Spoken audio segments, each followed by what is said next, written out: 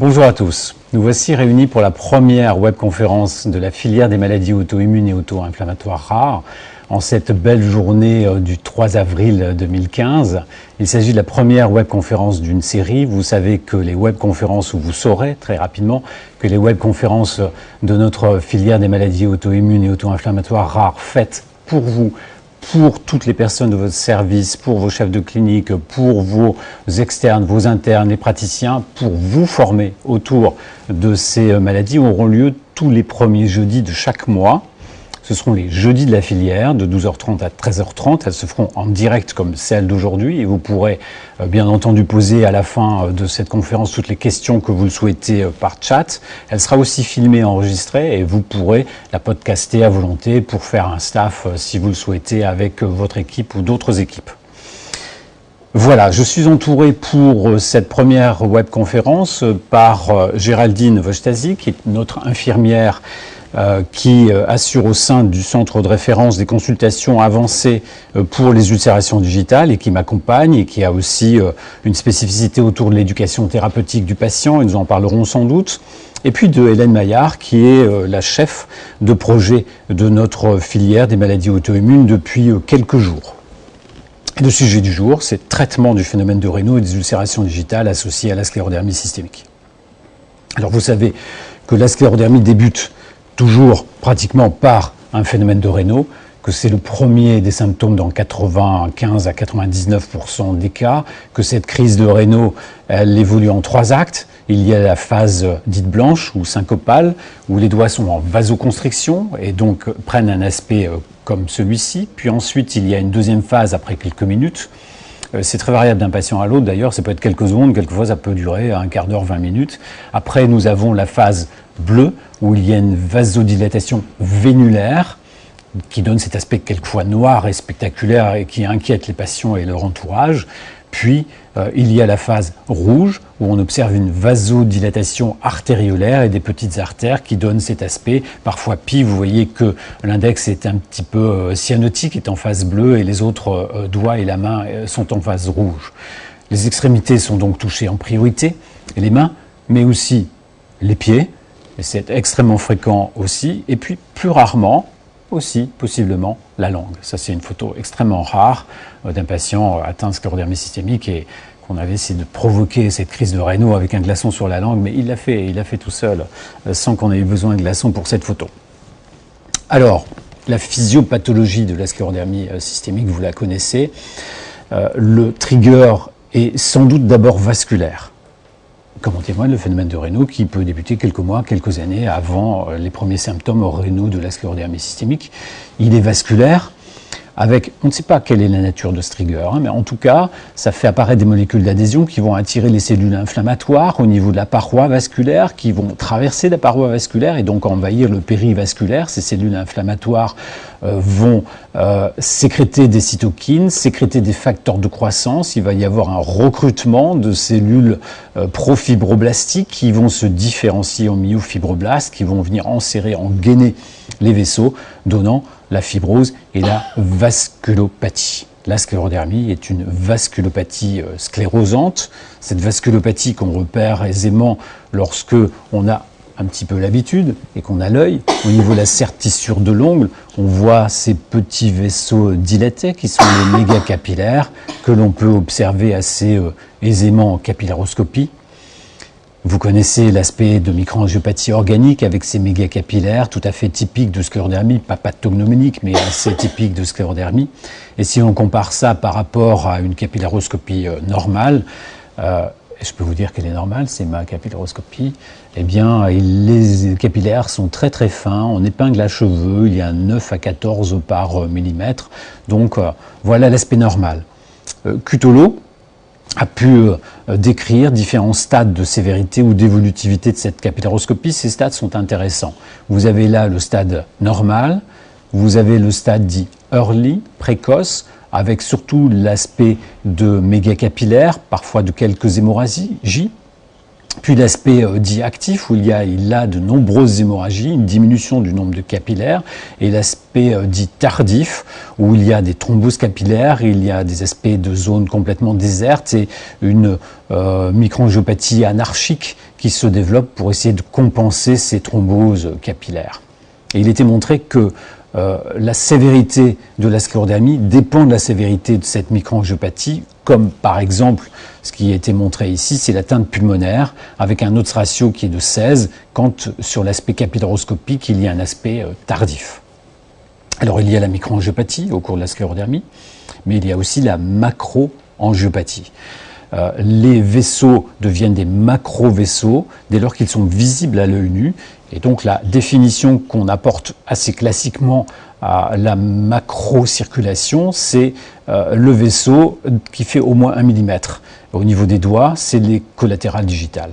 Vous voyez ici sur cet angio-MR d'un patient atteint de sclérodermie, une thrombose de collatérale digitale ici complète sur ce doigt, ici une thrombose distale. En fait, la macroangiopathie est très fréquente dans la sclérodermie lorsqu'on la recherche par angio-MR ou bien par mesure des pressions systoliques digitales, et elle est aussi assez fréquente si on la recherche par échodoppler sur les artères radiales et ulnaires. Vous avez ici une thrombose d'artère ulnaire d'un patient qui a une sclérodermie. Vous voyez aussi qu'il y a des thromboses ici distales, des collatérales digitales sur cet aspect artériographique.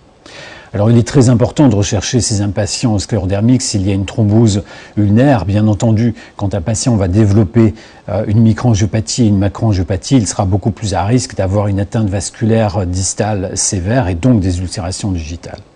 On peut rechercher assez aisément une atteinte de l'artère ulnaire thrombosée par la manœuvre d'Allen. Cette manœuvre d'Allen, vous prenez l'artère radiale et cubitale du patient, on va faire des pompes avec la main qui va se vider de son sang, elle va devenir complètement blanche, un peu comme sur cette image, puis on va lâcher l'artère ulnaire, comme ici, et on va voir que la main gauche tout doucement va se recolorer normalement, et à droite, vous observez un retard de coloration. Et si on lâche ensuite la radiale, la main droite se recolore normalement. Vous avez, avec un test simple, fait la démonstration qu'il y avait une thrombose ulnaire sur cette main droite. Alors c'est très important chez un patient sclérodermique de le savoir parce qu'on ne va pas aller lui faire un gaz du sang sur la radiale droite s'il a une thrombose ulnaire gauche. Parce que si le geste traumatique sur la radiale provoque une thrombose radiale, eh bien vous enclenchez une ischémie qu'une main. D'où le geste à faire avant toute épreuve fonctionnelle respiratoire et gaz du sang. Bien. Et là, vous avez une recoloration complète de la main. Traitement maintenant du phénomène de Raynaud. La première mesure quand le patient est tabagique, c'est no tobacco. On arrête le tabac, c'est un facteur aggravant notable. Clinique, c'est l'expérience clinique qui le dit.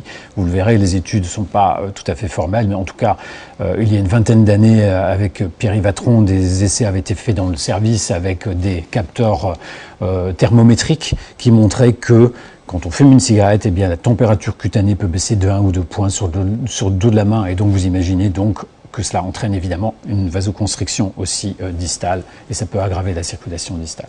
Donc, première mesure, pas de tabac. Deuxième mesure pour protéger la survenue de crise de Raynaud au doigt, quand on va à l'extérieur, c'est se protéger la tête.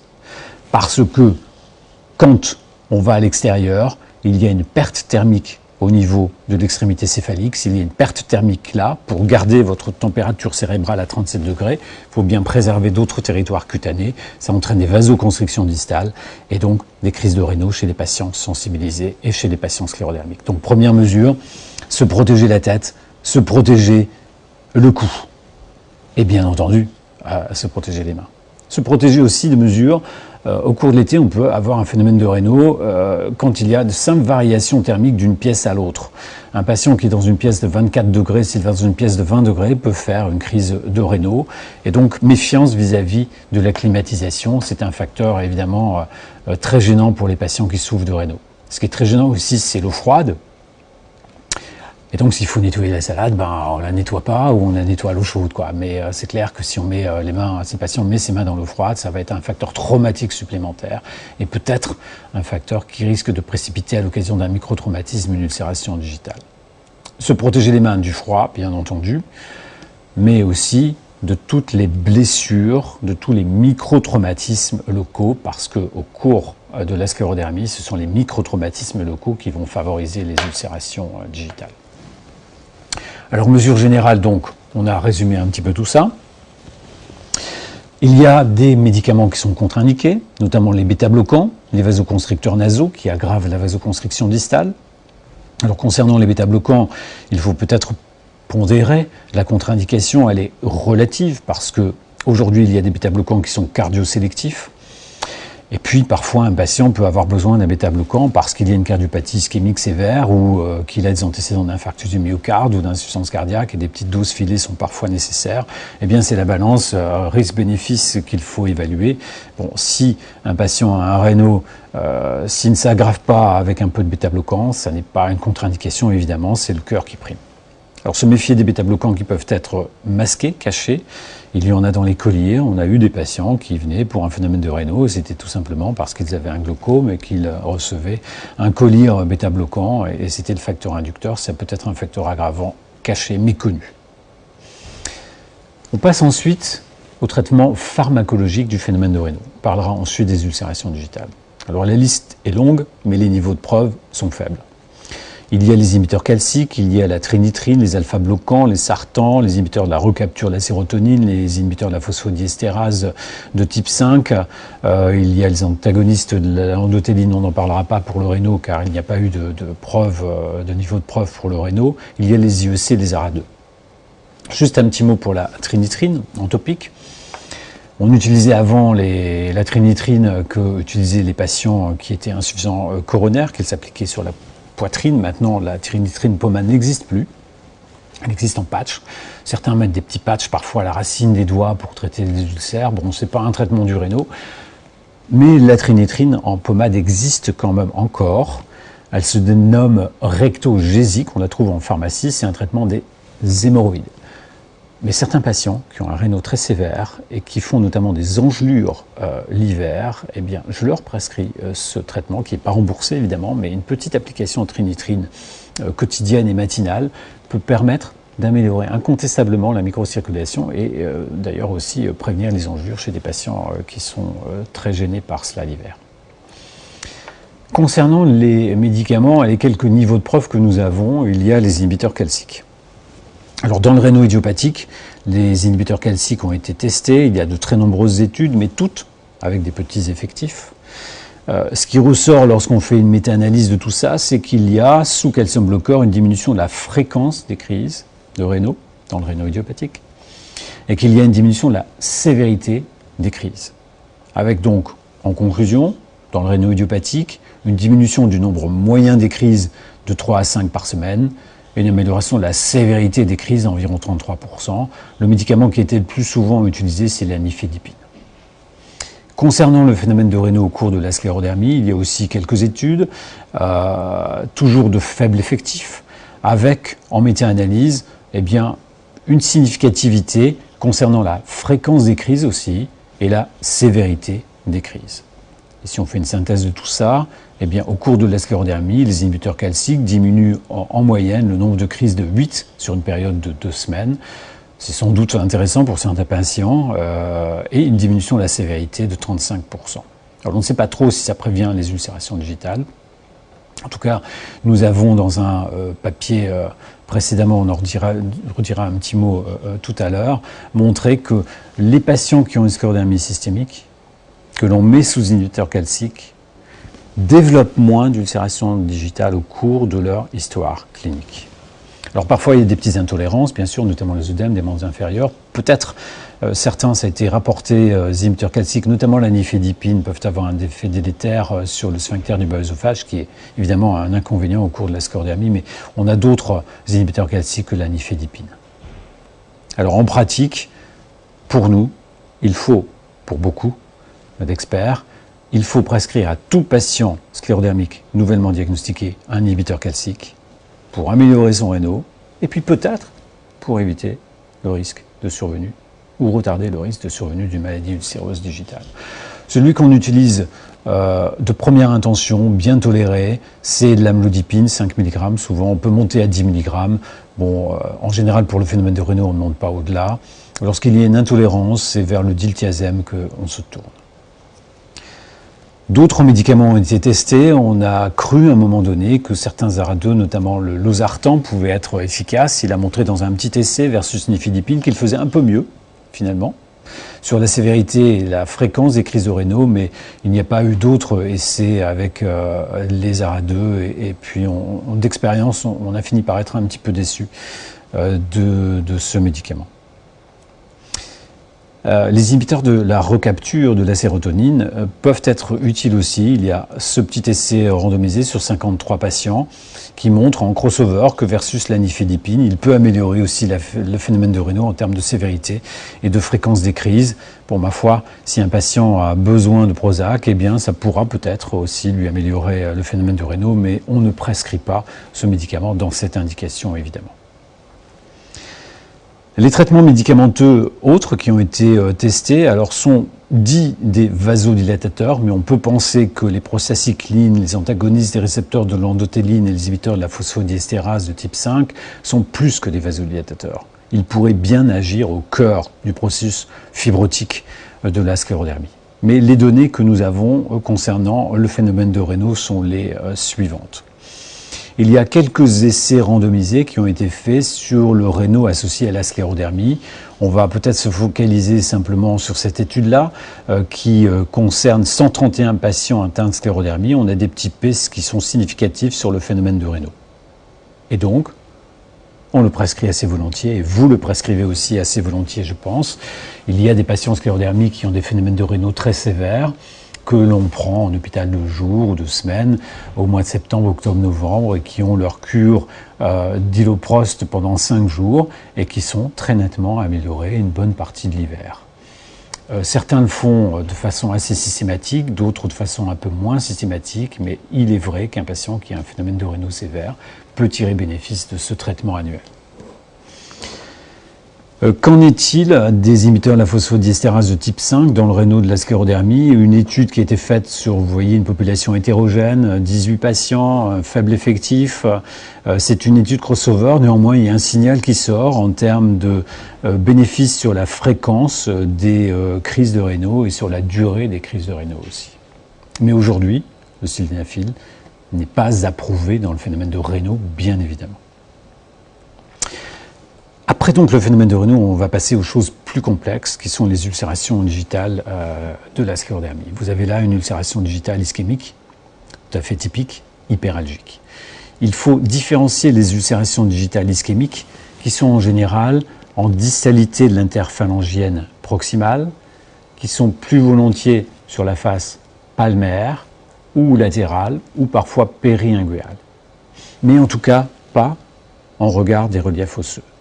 Quand une ulcération digitale est en regard des reliefs osseux, c'est qu'elle est beaucoup plus volontiers mécanique. Peut-être il y a une composante ischémique qui intervient, mais c'est qu'elle est beaucoup plus volontiers mécanique en regard des reliefs. Lorsque la peau est épaissie et qu'il y a une rétraction digitale, vous avez une tension de la peau sur les reliefs osseux et un microtraumatisme peut suffire pour provoquer une ulcération de ce type. Alors le traitement dans ce cas-là, c'est plus la rééducation, c'est plus les orthèses, c'est plus travailler et lutter contre la rétraction cutanée. Ce ne sera pas les médicaments, ce ne sera pas l'iloprost notamment.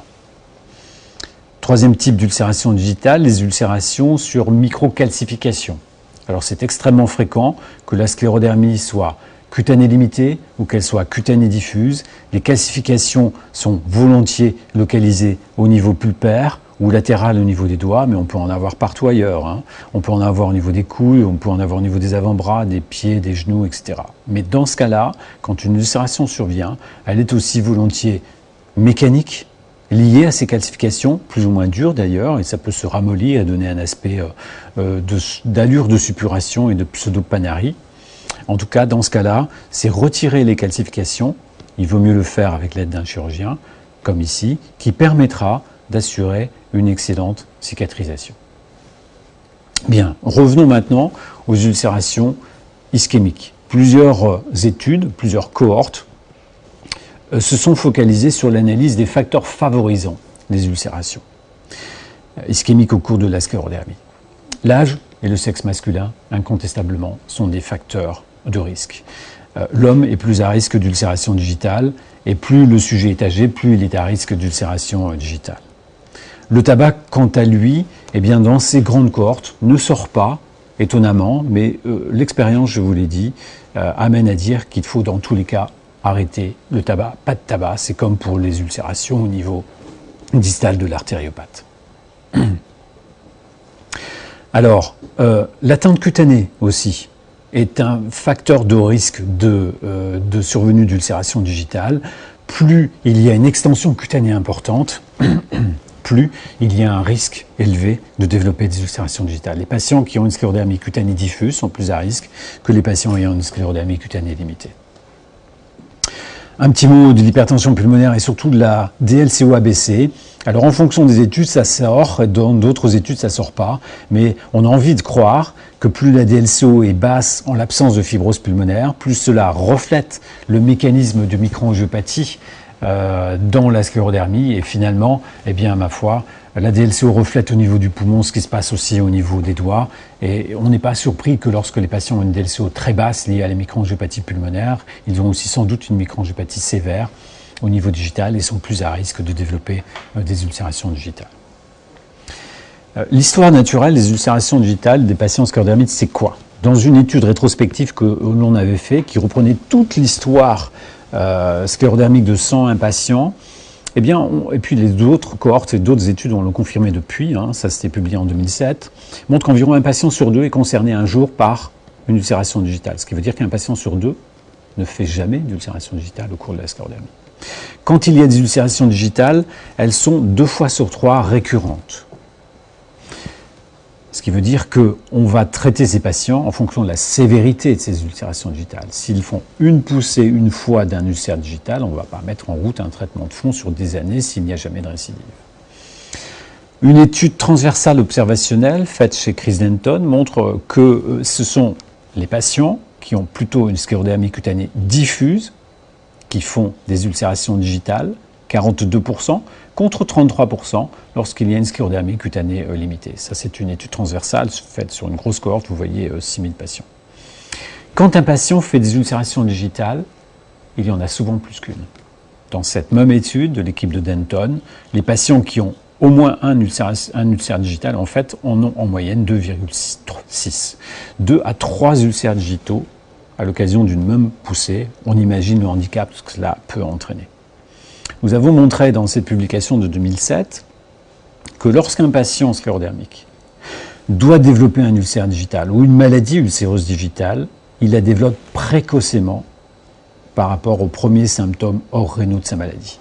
Vous avez ici le temps écoulé par rapport aux premiers symptômes hors rénaux en année, et ici la survenue d'ulcères digitaux chez des patients qui vont, dans ce sous-groupe, développer un ulcère digital. Eh bien, on se rend compte que à peu près 1 fois sur 2, le patient qui va faire des ulcères digitaux le développe dans la première année de sa maladie et 3 fois sur 4 dans les 5 premières années de sa maladie. En d'autres termes, si vous avez un patient qui vient en consultation, qui a 10 ans d'évolution de sa sclérodermie, qui n'a aucun antécédent d'ulcère digital, il est très peu probable qu'au cours du temps, il développe un jour un ulcère digital.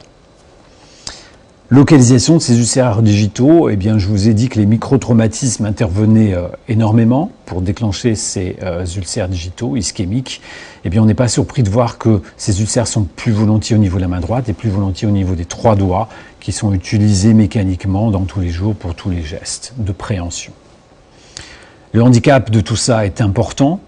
Quand le patient a des ulcères digitaux, qu'il récidive, tout ça entraîne de l'anxiété, de la dépression, une réduction de son activité professionnelle, un retentissement familial, un retentissement sur la fonction de la main, des douleurs, des consommations dentalgiques, parfois des infections, des gangrènes, des amputations. On verra à quelle fréquence. On sait aussi dans cette étude Eustar, ici, que les patients qui ont une maladie ulcéreuse digitale sont à plus haut risque de mortalité, tout simplement parce qu'il y a plus de complications viscérales associées. En tout cas, donc, je pense qu'il faut retenir ceci. Un patient qui a des ulcérations digitales, c'est un signal pour vous, soignants. C'est un signal d'une maladie qui est plus sévère, plus évolutive. Et donc, soyez plus attentifs dans la surveillance viscérale de ce patient. pour éviter les complications. Alors, qu'est-ce que nous disent les registres en termes de complications de ces ulcères? Tout d'abord, globalement, les ulcères sont longs à cicatriser. Vous voyez en moyenne 105 jours quand il y a un épisode d'ulcère digital. Les complications infectieuses sont assez fréquentes. À peu près 10% patients par an font un épisode infectieux ou d'ostéite. Et les complications à type d'amputation ne sont pas négligeables, puisque c'est 1% patient année. Un patient sur 100 qui a des ulcères digitaux est amputé d'une phalange tous les ans. Voilà un peu le retentissement, l'histoire naturelle, globale de la maladie ulcéreuse digitale. On va embrayer maintenant dans le traitement. Et on embraye dans le traitement et les traitements locaux.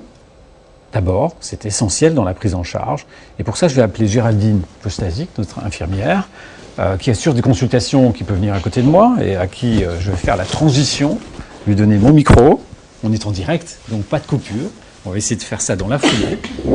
Donc, bonjour à tous. Donc, pour le traitement local de l'ulcération digitale, on peut identifier 5 étapes. Je vous propose de vous les lister et d'y revenir de façon plus détaillée une à une après. La première étape est donc de laver, rincer, sécher. La seconde consiste à anesthésier localement si nécessaire, bien sûr. La troisième, de déterger la plaie. La quatrième, de la nettoyer. Et la cinquième, de traiter les berges et la peau périlésionnelle, le choix du pansement primaire et du pansement secondaire. On va donc revenir sur ces étapes une à une.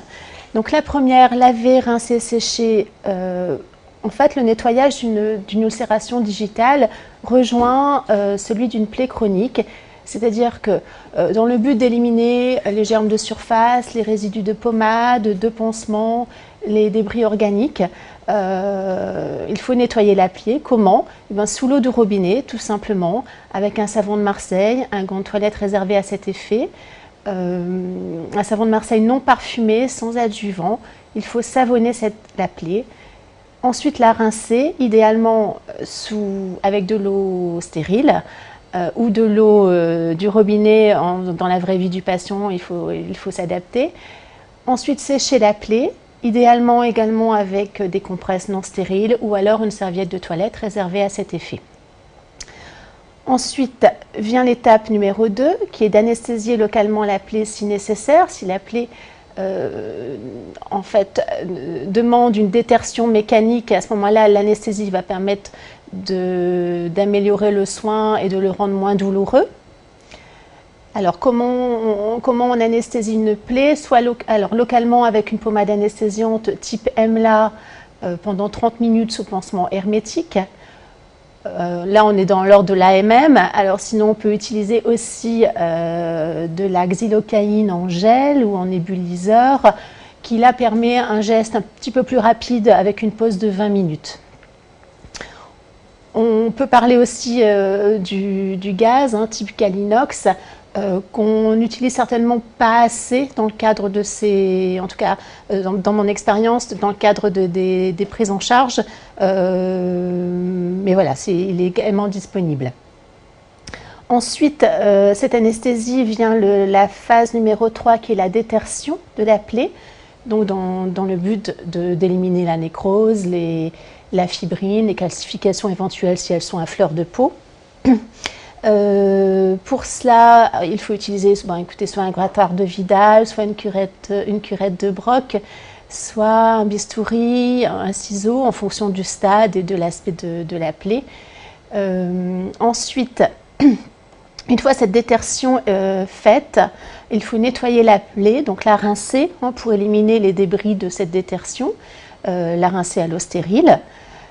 Et ensuite vient la cinquième étape qui va consister déjà au choix du pansement primaire, c'est-à-dire le pansement actif qui sera directement mis au contact de la plaie. Donc ça, le choix sera laissé à l'appréciation du soignant en fonction de l'aspect de la plaie, qu'elle soit bourgeonnante, sointante, nécrotique ou fibrineuse. Ensuite, le pansement secondaire sera lui, s'il est nécessaire, sera lui appliqué sur le pansement primaire qui viendra permettre de bien le maintenir. On est pour les ulcérations digitales le plus minimaliste possible pour éviter les grosses poupées et que le pansement soit assez fonctionnel. Et ensuite, il ne faut pas oublier de traiter les berges et la peau périlésionnelle, une peau périlésionnelle qui est souvent, très souvent pour les patients sclérodermiques très sèches, ce qu'on appelle la xérose cutanée. Donc bien utiliser des émollients dans ce cas-là. En cas d'eczéma de contact, bon, peut-être qu'un petit dermocorticoïde est parfois nécessaire. Mais en tout cas, bien traiter, hydrater la peau, notamment pour éviter aussi, pour améliorer sa souplesse et éviter les ulcérations parfois d'origine mécanique. Si la peau est plus souple, la tension est moins forte et ça favorise cette prévention. Dans les diapositives suivantes, on va se mettre en pratique. Donc voilà une ulcération du deuxième rayon de la main droite. Là, on pourrait se poser la question, on a affaire à une lésion croûteuse. Que fait-on? Alors déjà là, on a vraiment traité les berges. Vous voyez que les peaux sont mortes, un peu surélevées. Donc ça, il faut détercer toutes les berges pour arriver à une belle délimitation de la lésion. Ensuite, on a pris le choix d'appliquer un peu de vaseline pendant quelques jours pour amollir cette lésion croûteuse, pour mettre tenter de mettre à nu la plaie. Voici chose faite. Ensuite, l'application là d'une pommade anesthésiante, type EMLA, 30 minutes sous pansement hermétique. Petite diapositive pour rappeler la place du Calinox dans les soins très douloureux. Détertion de la plaie pour arriver à une belle mise à nu, un beau bourgeonnement avec des berges bien saines. Et l'application du pansement secondaire, très minimaliste comme vous voulez. Donc il y a des petites découpes qui sont faites. Quelques semaines après, on arrive à une quasi-cicatrisation, en tout cas une lésion qui reste cicatricielle. La peau reste très sèche, donc des conseils d'hydratation en prévention. Je vous remercie. On passe maintenant donc au traitement par voie générale des ulcérations digitales. Bien sûr, l'Iloprost, ça reste quand même le traitement de référence quand l'ulcère est actif et extrêmement douloureux. Alors l'indication repose, et le médicament est approuvé dans cette indication, du moins dans le rénal sévère. Notamment associé à la sclérodermie. L'Iloprost a montré son efficacité sur la cicatrisation, mais vous voyez avec une première étude de Wigley sur une trentaine de patients, 35 patients, où là le petit p était significatif en termes de cicatrisation des lésions ischémiques, et quand il a essayé de faire un essai randomisé de plus grande échelle, et bien là les petits p sortent pas complètement significativement, mais on est proche du significatif. En tout cas, ça a suffi et ça a permis à l'Iloprost d'obtenir une AMM dans le traitement des phénomènes de rénaux très sévères. Intéressant à noter que l'Iloprost, il ne faut pas forcément l'utiliser à forte dose et à vitesse 4 ou 5. On peut l'utiliser de 0,5 à 2 nanogrammes kilo-minute. En fait, l'objectif, c'est d'aller jusqu'à la dose maximale tolérée par le patient. Si on atteint cette dose, que le patient a des céphalées, que le patient a des bouffées et qu'il n'est pas bien, à une dose, à une vitesse précise, il faut revenir à une demi-vitesse en dessous. Et un essai a été montré par les Italiens que si on utilise l'Iloprost à faible dose ou à forte dose, le bénéfice sur le phénomène de rénaux dans les semaines qui suivent est tout à fait identique. Donc ne pas vouloir aller à des doses trop fortes, plutôt baisser la dose, accepter la tolérance, quitte à ce que la perfusion ne dure pas 6 heures mais 10 heures, tout simplement pour arriver au bout de l'ampoule. La méta-analyse faite montre que des différents essais publiés, qu'on est vraiment très proche de la significativité, vous voyez, avec un intervalle de confiance à 0,97. Donc l'Iloprost garde toute sa place. Qu'en est-il du Bosentan?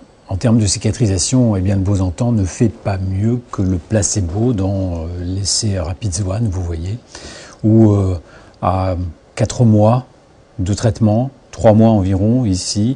Il y a 30% de cicatrisation des ulcérations digitales dans cette étude, tant dans le bras placebo que dans le bras Bosantan à 3 mois. Donc pas de bénéfice sur la cicatrisation. En revanche, vous savez bien entendu, grâce aux essais RAPIDS-1 et RAPIDS-2, que le Bosantan a un effet préventif sur la récidive des ulcérations digitales chez les patients qui souffrent de maladies ulcéreuses digitales sévères, avec une réduction significative de survenue des nouveaux ulcères largement significative de près de 50% dans l'étude RAPIDS-1, de moins 30% dans l'étude RAPIDS-2. Donc le Bosantan a sa place chez les patients qui ont une sclérodermie systémique et une maladie ulcéreuse sévère, c'est-à-dire qui va récidiver. Donc là, oui, il faut mettre le Bosantan chez ces patients et sur le long cours pour prévenir la maladie ulcéreuse ultérieure. Concernant le sildenafil, alors il y a des petites séries, quelques cas rapportés dans la littérature, en tout cas un petit signal qui laisse penser que peut-être le sildenafil peut accélérer la cicatrisation des ulcérations. Il y a aussi eu un essai randomisé avec le tadalafil, qui est un essai de crossover, mais petite population. Vous voyez 24 et 25 patients sclérodermiques inclus dans les deux groupes. Puis ensuite en crossover, il ressort néanmoins quand même un signal en termes de cicatrisation des ulcérations digitales dans le groupe et durant la phase tadalafil par rapport à la phase placebo. Le petit P est significatif. Alors tout ça encouragé à monter un essai randomisé versus placebo double aveugle. Eh bien c'est ce que nous avons fait en France. Grâce à vous, 22 centres en France ont participé à l'étude CEDUS, qui visait à évaluer le bénéfice du sildenafil sur la cicatrisation de l'ulcération digitale au cours de la sclérodermie systémique pendant 2 ans, 2 hivers complets. C'est une étude franco-française qui était institutionnelle. Nous avons obtenu un grant de Pfizer pour faire cet essai, et l'essai donc a pu se faire. Et nous avons aujourd'hui les résultats, et vous les avez en primeur, parce qu'ils n'ont pas encore été publiés. Le papier est accepté dans Annals of Rheumatic Disease, devrait sortir au mois de juin. D'ailleurs, ce sera aussi l'occasion, lors du prochain congrès du EULAR à Rome, d'avoir une présentation orale sur cet essai thérapeutique. L'objectif primaire, c'était le time to healing, c'est-à-dire le temps écoulé par rapport à la mise sous placebo ou sildenafil jusqu'à la cicatrisation. Et ceci sur une période de 12 semaines avec des visites qui étaient mensuelles et avec une posologie du médicament actif de 20 mg x 3 ou du placebo à l'équivalence de 20 mg x 3. Il y avait de très nombreux objectifs secondaires, notamment sur le phénomène de Raynaud, notamment sur le pourcentage d'ulcères guéris, notamment sur le nombre de patients sans ulcères à la fin des 12 semaines. Voici le flowchart de cette étude. 85 patients ont été inclus dans l'étude, 42 dans le bras sildenafil, 42 dans le bras placebo. On compare ces deux populations. Alors, qu'en est-il? Il y a peut-être un petit peu plus d'hommes que ce qu'on attend dans une population sclérodermique, mais c'est normal. L'homme est plus sujet à faire des ulcérations digitales. Et puis, il y a aussi plus de formes diffuses que ce qu'on attend dans une cohorte standard de patients sclérodermiques, mais c'est normal, puisque plus le retenant est élevé, plus le patient est à risque d'ulcération digitale. Il est aussi intéressant de noter que 30%, un patient sur 3 dans cette étude était sous Bosantan au moment de l'introduction du sildenafil ou de son placebo, et que à peu près 2 tiers des patients étaient sous inhibiteur calcique. Alors voilà tout d'abord quelques informations descriptives concernant cette cohorte. L'objectif primaire était d'aller à 110 patients. On n'a pas eu 110 patients, mais il fallait aller à au moins 180 ulcères, et on les a, les 180 ulcères. Parce que l'originalité de cette étude, c'est que l'individu n'est pas l'individu lui-même, mais l'ulcère. Et donc nous avons 103 individus ulcères dans le groupe placebo, 89 individus ulcères dans le groupe sildenafil. Vous voyez qu'il s'agissait d'ulcères assez sévères, puisqu'en moyenne la taille de ces ulcères était de 4,69 mm et que la durée d'évolution moyenne de ces ulcères était chez ces patients de 161 jours. Eh bien, voilà les résultats. Sur le critère primaire, en intention de traiter, nous avons un odds ratio en faveur du sildenafil de 1,33, mais avec un intervalle de confiance qui ne permet pas d'atteindre la significativité, malheureusement. Il y a une tendance, mais elle n'est pas significative, sur cet objectif primaire que nous avons choisi, qui est le time to healing. En revanche, si on prend des critères secondaires et qu'on prend le nombre de d'ulcère digital par patient au visite 0, 1 mois, 2 mois, 3 mois, là on voit qu'à partir du 2e mois, la différence est significative et en faveur du sildenafil. Et même, si on regarde le pourcentage de patients ayant un ulcère dans chacune de ces cohortes, on voit là aussi que ce pourcentage devient significatif en faveur du sildenafil dès le 2e mois, à la semaine 8, et conforté à la semaine 12. La différence n'est pas très importante et elle est moins importante que ce que nous attendions. Pourquoi ? Souvenez-vous de la diapositive où je vous montrais les résultats de la cicatrisation sur les ulcérations digitales du Bosantan de l'étude RAPID-SWAN. 30% des patients étaient cicatrisés à 3 mois. C'est l'hypothèse que nous avons pris pour calculer l'effectif de cette étude CEDUS. Et regardez à 3 mois, combien dans le groupe placebo sont guéris ? 66%. La faute à qui ? À Géraldine Vostazig, à nos infirmières qui en première ligne assurent des soins locaux bien plus efficaces que ce qu'on faisait du temps de l'étude RAPID-1 il y a 10 ans. Et je crois que la différence, eh bien, sur l'objectif rien n'est pas atteint à cause de ce taux incroyablement élevé observé. Dans le groupe placebo, les soins locaux, ça marche. Et les médicaments apportent un petit plus. Mais pas sur le time to healing. Ou peut-être aurions-nous dû, nous, évaluer le time to healing différemment que chaque visite tous les mois. Il aurait fallu peut-être un système avec un appareil photo à la maison et des photos toutes les semaines pour pouvoir mieux déterminer le temps de cicatrisation. Donc je crois que c'est là que l'étude a péché par une faiblesse de définition de time to healing et puis de taux de façon incroyablement élevée de cicatrisation dans le groupe placebo. Très intéressant, c'est de se focaliser sur le groupe sous Bosantan. Alors là, il y a un signal très notable et qui est significatif en intention de traiter. Les patients qui étaient sous Bosantan et qui ont tiré au sort le sildenafil, vous voyez, ont un délai de cicatrisation qui est plus rapide que dans le groupe placebo. Donc la combinaison Bosantan-sildenafil est peut-être une combinaison synergique qui va aider à accélérer la cicatrisation des patients qui ont une ulcération digitale. Je pense qu'un essai thérapeutique avec une combinaison d'emblée versus une monothérapie est sûrement très intéressante, comme cela a pu être fait récemment dans l'hypertension artérielle pulmonaire. Voilà l'exemple d'un patient. Au départ, il rentre, c'est la petite figure A, il allait être mis sous iloprost, la lésion est très douloureuse, la patiente accepte finalement de participer à l'essai thérapeutique. Et elle est mise sous médicament actif ou bien sous placebo. Nous la revoyons à 1 mois. On considère alors là qu'il y a quand même une très nette amélioration spectaculaire. Mais à 1 mois, la lésion n'est pas cicatrisée. On la revoit au mois 2. On considère qu'elle est cicatrisée. Au mois 3, l'évolution est spectaculaire, avec une ulcération qui traînait depuis plusieurs mois. Et quelques petits effets indésirables qui laissaient penser que peut-être elle était dans le groupe médicament actif. Fin de l'étude, levée d'aveugle, cette patiente était sous sildenafil. Je pense que très clairement aujourd'hui, à la vue de ces données, dès lors qu'elles seront publiées, on pourra utiliser le sildenafil pour aider à accélérer la cicatrisation des ulcérations digitales chez les patients qui ont une sclérodermie systémique. Un petit mot de l'atorvastatine. Il y a un essai thérapeutique un petit peu sur le même design que les essais Bosantan, mais sur une cohorte beaucoup moins importante de 84 patients, à tester le bénéfice sur la prévention de l'ulcération digitale versus placebo. Et il sort que oui, l'atorvastatine peut aussi réduire, peut-être par ses effets vasculaires de ces médicaments des statines, peut prévenir la survenue de nouveaux ulcères. Alors on ne peut pas prescrire l'atorvastatine pour prévenir les ulcérations digitales des patients atteints de sclérodermie, mais si un patient a une dyslipidémie, eh bien on sait que ça pourra aussi lui faire du bien en termes de prévention de survenue de nouveaux ulcères. Alors, quelles sont les autres méthodes à utiliser possiblement? La sympathectomie. Il y a très longtemps, nous faisions des sympathectomies cervicales ou thoraciques supérieures. Ça avait un effet incontestable. Ça entraîne une vasodilatation qui va aider à la cicatrisation.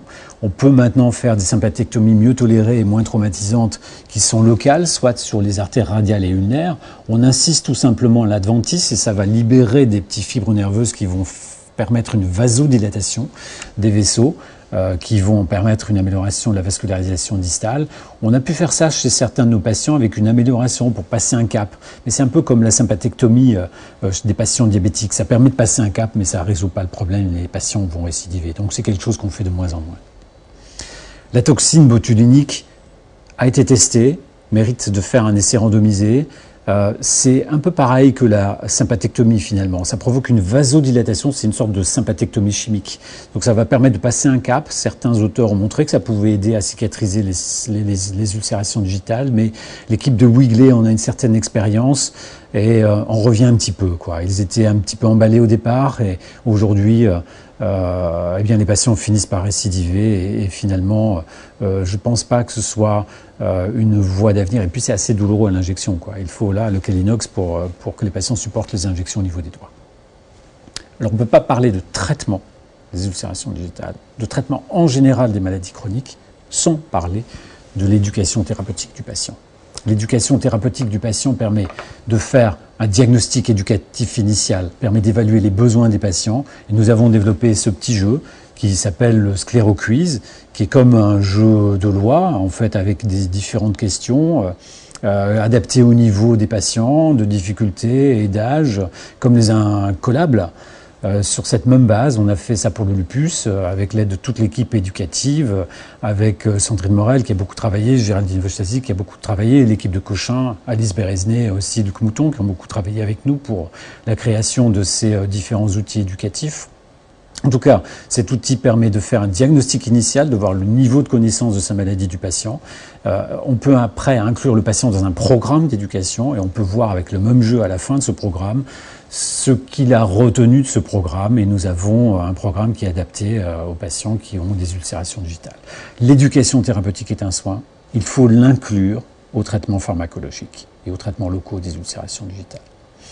Et je terminerai par le rôle essentiel que doivent aussi jouer les associations de patients. L'association de la sclérodermie, l'association française de la sclérodermie, est une association qui est très très active, qui a fait de nombreux outils aussi d'information, là plus des patients, et a fait ce petit livret pour aider les patients qui souffrent d'ulcération digitale à prévenir les ulcérations digitales et qui résume un petit peu ce qu'on vous a présenté ce matin, ce midi sur ce diaporama.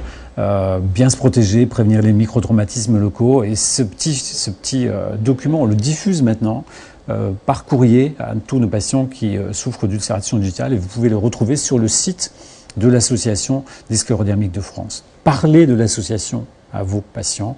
Ils trouveront une aide, une écoute auprès de l'association de patients. Voilà cette première webconférence. Alors je ne sais pas s'il y a beaucoup de personnes connectées. On me dit un petit peu. Il y a quelques petites questions peut-être qui vont arriver. Alors Hélène Maillard arrive devant la caméra. Elle va s'asseoir à côté de moi sur la... voilà, c'est très bien cette position. Alors Hélène, quelques petites questions. Oui, malgré les petits problèmes techniques inhérents à cette première, on a quand même eu quelques connexions et quelques questions. C'est une première. En particulier une question, et c'est vrai que c'est une question qui revient souvent de la part des étudiants par rapport aux différentes phases du phénomène de Raynaud.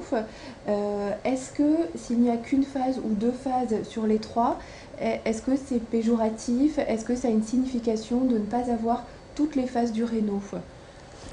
Alors, le Raynaud a trois phases, la phase qui est blanche, la phase qui est bleue, la phase qui est rouge. La phase qui inquiète beaucoup, c'est la phase bleue.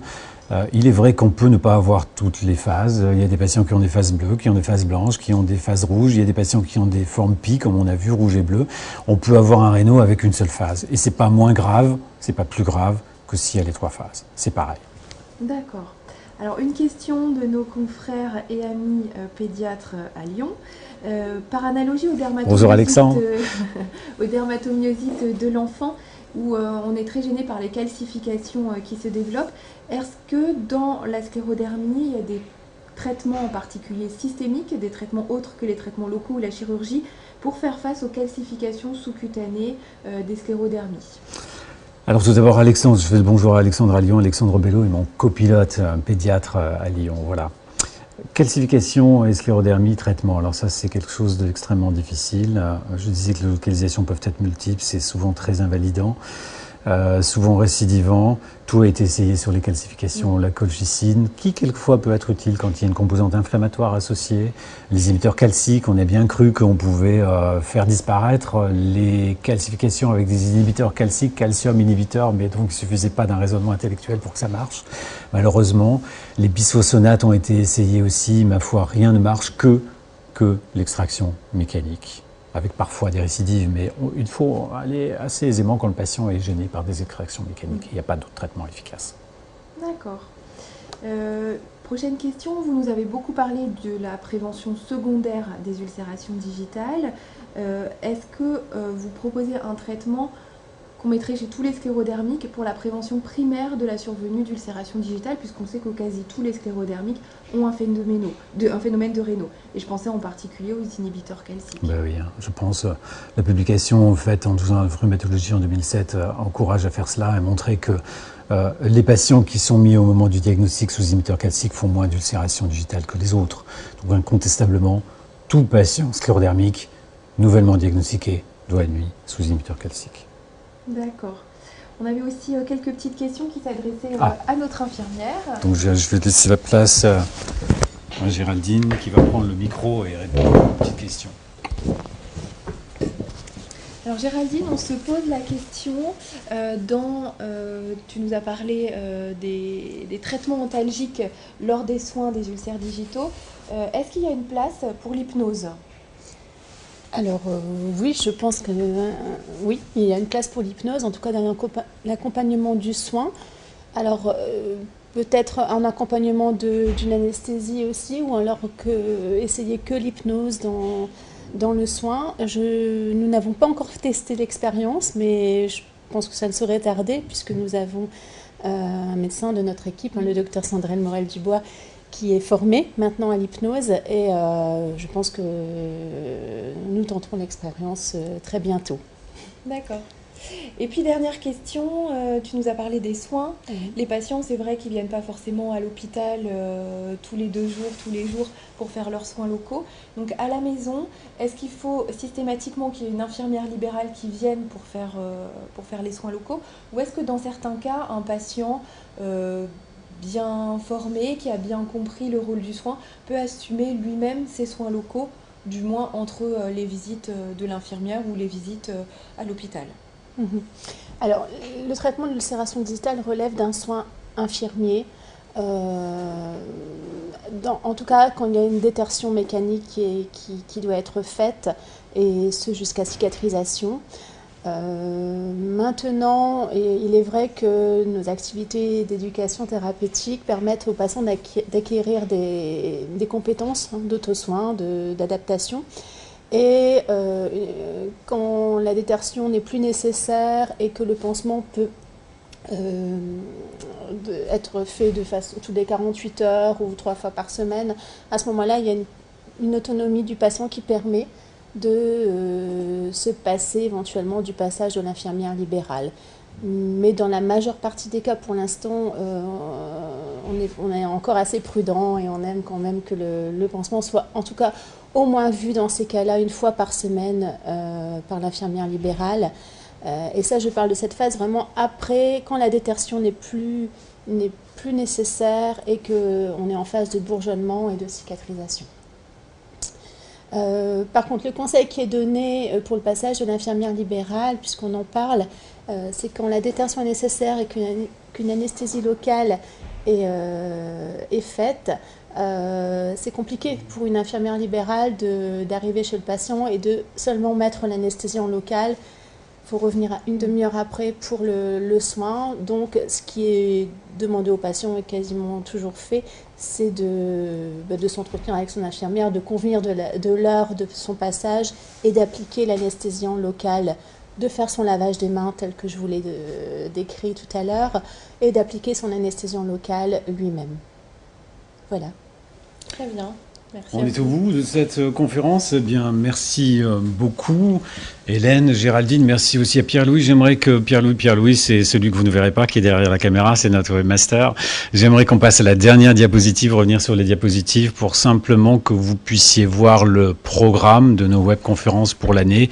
Et surtout, ne manquez pas la prochaine qu'Alexandre Bello fera sur le lupus à début pédiatrique, début mai. Voilà, j'espère que ce type de conférence vous rendra service, vous sera utile. À très bientôt. Merci. Au revoir.